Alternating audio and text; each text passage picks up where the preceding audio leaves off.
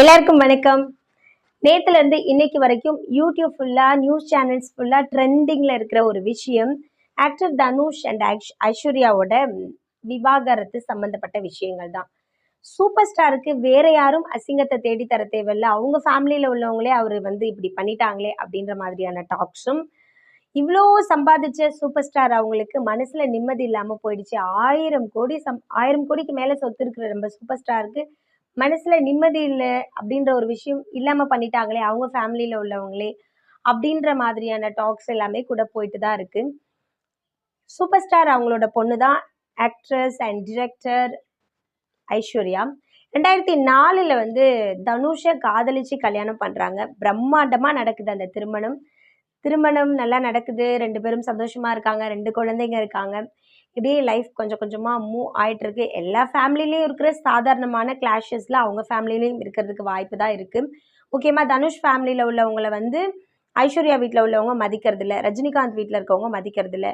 தனுஷ்க்கு எப்போ என்ன மாதிரியான ப்ராப்ளம்ஸ் வந்தாலும், பணம் சம்மந்தப்பட்ட ப்ராப்ளம்ஸ் வந்தாலும் ரஜினிகாந்த் வீட்டிலேருந்து சப்போர்ட் பண்ணுறதில்ல அப்படின்ற மாதிரியான காசிப்ஸ் எல்லாமே வந்துட்டு தான் இருந்தது. ஒரு கட்டத்துக்கு மேலே தனுஷ்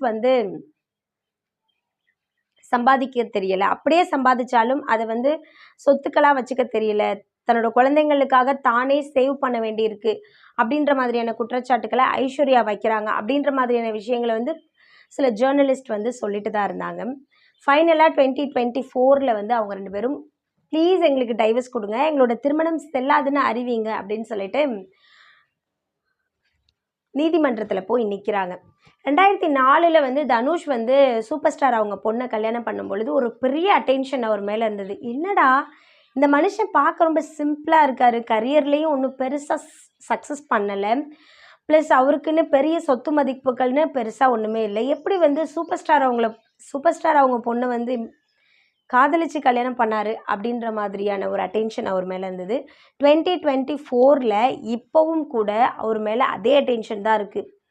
எவ்வளோ பெரிய ஆளு சூப்பர் ஸ்டார், அவரோட பொண்ணை போய் இவர் வேணாம் ப்ளீஸ் எங்களுக்கு டைவர்ஸ் கொடுங்கன்னு கெஞ்சுறாரே அப்படின்ற மாதிரியான அட்டென்ஷன் இப்போவும் இருக்க தான் செய்யுது.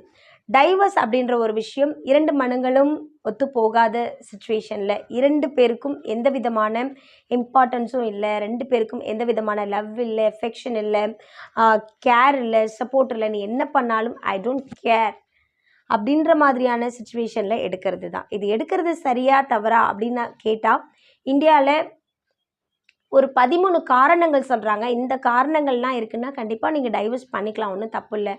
பிடிக்காத ஒருத்தவங்க கூட இருந்து ஒவ்வொரு நிமிடங்களும் நரகமாக போகிறதுக்கு விலகி போய் சந்தோஷமாக இருக்கலாம் அப்படின்ற ஒரு விஷயத்தை இந்தியாவில் இருக்கிற நீதிமன்றங்களும் சொல்லத்தான் செய்கிறாங்க. அது மட்டும் இல்லாமல் வேர்ல்டு ஃபுல்லாகவே டைவர்ஸ் மிகவும் குறைவாக இருக்கிற ஒரு நாடு அப்படின்னு பார்த்தா அதில் இந்தியா தான் ஃபஸ்ட்டில் இருக்குது. இந்தியாவில் தான் டைவர்ஸ் 1% தான் நடக்குதான். வேறு எல்லா நாடுகள்லையும் டைவர்ஸ்ன்றது ரொம்ப சாதாரணமான ஒரு விஷயம். இந்தியாவில் அப்படி கிடையாது. காரணம், இந்தியாவில் கலாச்சாரங்களும் கட்டுப்பாடுகளும் மக்கள் ரொம்ப ரெஸ்பெக்ட் பண்ணுறாங்க அப்படின்ற மாதிரியான காரணங்களும் சொல்கிறாங்க. சரி, ஓகே, ஃபைனலாக இவங்க 2 பேருக்கும் டைவர்ஸ் ஆகிடுமா ஆகாதா? 2018 இந்த பிரச்சனை தொடர்ந்துகிட்டே இருந்தது. ஃபைனலி 2024 இந்த பிரச்சனைக்கு ஒரு முற்றுப்புள்ளி வந்திருக்கு. 2 பேருக்கும் டைவர்ஸ் ஆக போகுது. சில பேர் குழந்தைங்களுக்காக சேர்ந்து வாழுங்க, குழந்தைங்க தோளுக்கு மேலே வளர்ந்துட்டாங்க அப்படின்னு சொன்னாலும், நான் ஒரு இண்டிவிஜுவல், எனக்குன்னு தனியாக ஆசைகள் இருக்குது, பாசங்கள் இருக்குது, பேஷன் இருக்குது, எனக்கு தேவையான விஷயங்களை நான் தான் பண்ணிக்கணும். அதை விட்டுட்டு என்னோடய அம்மாவுக்காக வாழ்கிறேன், என்னோடய அப்பாவுக்காக வாழ்கிறேன், என்னோடய குழந்தைக்காக வாழ்கிறேன் அப்படின்ற மனநிலைமையிலலாம் எங்களால் வாழ முடியாது அப்படின்ற முடிவில் தனுஷும் ஐஸ்வர்யாவும் ரொம்ப தெளிவாகவே இருக்காங்க. அதன் காரணமாக இப்போது டைவர்ஸ் மேபி இன்னும் ஒரு 1 மந்தில் கிடச்சிரும் அப்படின்னு சொல்கிறாங்க. சரி, ஓகே, டைவர்ஸ் இந்தியாவில் ரொம்ப குறைவாக நடக்குதுன்னு சொல்கிறாங்கல்ல. இந்தியாவில் டைவர்ஸ் பண்ணிக்கிறதுக்கு சில காரணங்களும் சொல்கிறாங்க. என்ன காரணம் அப்படின்றத பற்றி தான் இந்த வீடியோவில் நம்ம பார்க்க போகிறோம். என்னென்ன மாதிரியான காரணங்களுக்காகலாம் டைவர்ஸ் பண்ணிக்கலாம் அப்படின்றத பற்றி தான் நீங்கள் இந்த வீடியோவில் தெரிஞ்சுக்க போகிறீங்க. நீங்கள் இப்போ தான் ஃபர்ஸ்ட் டைம் பார்க்குறீங்கன்னா என்னோட சேனலை சப்ஸ்கிரைப் பண்ணி சப்போர்ட் பண்ணுங்கள். உங்களோட சப்ஸ்கிரிப்ஷன் மட்டும்தான் எனக்கான பெஸ்ட் அப்ரிஷியேஷன். இட்டாலியில் 1948 ஒரு தம்பதி கல்யாணம் பண்ணிக்கிறாங்க. ரொம்ப சந்தோஷமாக இருக்காங்க. அந்த கணவருக்கு ஏஜ் 96, அந்த ஒய்ஃப்க்கு ஏஜ் 94. 2 பேரும் சந்தோஷமாக ஆல்மோஸ்ட் சாக போகிற கண்டிஷன் தான். அந்த மாதிரியான நிலைமையில தன்னோட வைஃப் வந்து தன்னோட கணவர்கிட்ட ஒரு விஷயத்தை மட்டும் மறைச்சிட்டோமே, அதை இப்போயாவது நம்ம சொல்லலாம் அப்படின்னு சொல்லிட்டு சொல்கிறாங்க. என்ன சொல்கிறாங்கன்னா, நான் வந்து ஸ்கூலிங் பண்ணும் பொழுது ஒரு பையனை வந்து ரொம்ப சின்சியராக லவ் பண்ணேன், அவங்க கூட டேட் பண்ணேன், அவங்க கூட இருந்த நாட்கள் எனக்கு ரொம்ப சந்தோஷமாக இருந்தது. இவ்வளவு நாட்கள் கழித்தும் கூட எனக்கு அவங்கள பற்றி நினைக்கும் பொழுது ஒரு மாதிரி ஹாப்பி ஃபீல் வரும் அப்படின்ற ஒரு விஷயத்த அந்த மனைவி வந்து அந்த கணவர்கிட்ட சொல்கிறாங்க. உடனே கணவர் வந்து ஒரு 96 வயசுக்கான ஒரு மெச்சூரிட்டி இருக்கும்ல, அதை எல்லாத்தையும் மறந்துட்டு அவர் என்ன சொல்கிறாருன்னா, இதையே நீ என்கிட்ட முன்னாடியே சொல்லலை, ஒருவேளை நீ முன்னாடியே சொல்லியிருந்தேன்னு சொன்னால் உன்னோட காதலை நான் மதிச்சிருப்பேன், உன்னை கொண்டுட்டு போய் அவங்க கூட சேர்த்து வச்சுருப்பேன். இவ்வளோ நாள் நீ என்கிட்ட சொல்லாமல் இருந்ததுக்கு உனக்கு நான் தண்டனை கொடுத்தே ஆகணும், அப்படி நான் கொடுத்தா தான் எனக்கு மனசில் நிம்மதி இருக்கும் அப்படின்னு சொல்லிட்டு 96 வயசில் தன்னோட மனைவிக்கு வந்து டைவர்ஸ் கொடுக்குறாரு. இந்த விஷயம் அப்போது வந்து ரொம்ப பேசுகிற ஒரு பரபரப்பான விஷயமா இருந்தது. என்னடா அது ஆல்மோஸ்ட் சாக போகிற வயசில் போயிட்டு டைவர்ஸ்லாம் கொடுத்துட்ருக்காங்களே அப்படின்ற மாதிரி இருந்தது. ஸோ டைவர்ஸ்க்கான காரணங்கள் வந்து ரொம்ப பெருசாக இருக்கணும், ரொம்ப சின்னதாக இருக்கணும் அப்படின்றதெல்லாம் அவசியம் இல்லை. மனசு தான் காரணம். மனசில் அவங்கள பிடிக்கல அப்படின்னா அவங்க என்ன பண்ணாலும் நமக்கு தப்பாக தான் தெரியும். ஒருவேளை நம்ம மனசளவில் அவங்கள ரொம்ப பிடிச்சது அப்படின்னு சொன்னால் அவங்க கொலை பண்ணிட்டு வந்தாலே, இல்லை இல்லை நீ சரியான காரணத்துக்காக தான் கொலை பண்ணியிருக்க, இல்லை நீ கொலையை பண்ணியிருந்தாலும் எனக்கு பிரச்சனை இல்லை, நான் உனக்காக இருப்பேன் அப்படின்ற மாதிரி பிடிக்கிறதும் பிடிக்காததும் தான் இங்கே பெரிய மேட்ரு ஆகிட்டுருக்கு. சரி, இந்தியாவில் என்னென்ன காரணங்களுக்காக டைவர்ஸ் பண்ணிக்கலாம் அப்படின்னு கேட்டிங்கன்னா, ஃபர்ஸ்ட் ஒன் இஸ் ஒரு கணவர் வந்து என்னை ரொம்ப கொடுமைப்படுத்துகிறாரு, இல்லை மனைவி கூட என்னால் இருக்கவே முடியல, எப்பவுமே ரொம்ப டார்ச்சர் பண்ணுறாங்க அப்படின்ற மாதிரியான காரணங்களுக்காகவும், கணவர் வந்து ரொம்ப டாக்ஸிக்காக இருக்கார், என்ன பண்ணாலும் சந்தேகப்படுறாரு, என்ன பண்ணாலும் என்னை கொடுமைப்படுத்துகிறாரு, சந்தோஷமே இல்லை அப்படின்ற ஒரு காரணம் இருக்குன்னா கண்டிப்பாக நீங்கள் டைவர்ஸ்க்கு அப்ளை பண்ணலாம் அப்படின்னு இந்தியாவில் சொல்கிறாங்க.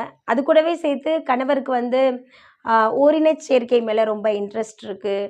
அப்புறம் கணவர் வந்து பெஸ்டியாலிட்டி அப்படின்ற ஒரு விஷயத்தை ரொம்ப லவ் பண்ணுறாரு. ஐ மீன் லைக் விலங்குகள் கூட செக்ஸ் ரிலேஷன்ஷிப் வச்சுக்கிறாரு. அப்படின்ற காரணத்துக்காக நீங்கள் வந்து உங்கள் கணவரை தாராளமாக டைவர்ஸ் பண்ணலாம் அப்படின்னு சொல்கிறாங்க. அது கூடவே சேர்த்து உங்கள் கணவருக்கு எய்ட்ஸ் நோய் இருக்குது, அந்த நோய் வந்து சரி பண்ணவே முடியாது, அது தொற்று நோயாக இருக்க பட்சத்தில் நீங்கள் தாராளமாக உங்கள் கணவரை டைவர்ஸ் பண்ணலாம் அப்படின்னு சொல்கிறாங்க. எய்ட்ஸ் நோய்க்கு இருக்குன்னா டைவர்ஸ் பண்ணலாம், தொழுநோய் இருந்தது அப்படின்னு சொன்னால் டைவர்ஸ் பண்ணலாமான்னு கேட்டால் கண்டிப்பாக பண்ணக்கூடாது அப்படின்ற மாதிரியான ஒரு ரூல் வந்து இப்போ புதுசாக அப்டேட் ஆகிருக்கு. அப்புறம் வேறு என்ன முக்கியமான காரணம் அப்படின்னு கேட்டிங்கன்னா, மியூச்சுவல் கன்சென்ட் அப்படின்ற ஒரு விஷயம் இருக்குது. ரெண்டு கணவன் மனைவி சேர்ந்து வாழ்கிறாங்க. ஒரு காலகட்டத்துக்கு அப்புறம் எனக்கும் அவங்களுக்கும் எந்த விதமான இம்பார்ட்டன்ஸும் இல்லை, எங்கள் 2 பேருக்கும் குவாலிட்டி டைம்னு ஒன்றுமே கிடையாது, ஸோ நாங்கள் 2 பேரும் விருப்பப்பட்டு டைவர்ஸ் பண்ணிக்க விருப்பப்படுறோம் அப்படின்னு நம்ம கோர்ட் வாசலுக்கு போகிறோன்னா, ஒரு 1 இயர் 2 பேரும் ஒரு வீட்டில் இருங்க, அதன் பிறகு நீங்கள் சேர்ந்து 1 இயர் இருங்க, மேபி பிடிச்சிருந்தா கண்டினியூ பண்ணுங்கள், பிடிக்கலன்னா நீங்கள் மறுபடியும் டைவர்ஸ்க்கு அப்ளை பண்ணி நீங்கள் உங்கள் விருப்பப்படி நடந்துக்கங்க அப்படின்ற மாதிரியான ஒரு விஷயத்தையும் சொல்கிறாங்க. கூடவே சேர்த்து கணவருக்கோ இல்லை மனைவிக்கோ கள்ள தொடர்புகள் இருக்குது, இந்த மாதிரியான காரணங்களுக்காக டைவர்ஸ் பண்ணிக்கலாமா? தாராளமாக பண்ணிக்கலாம்.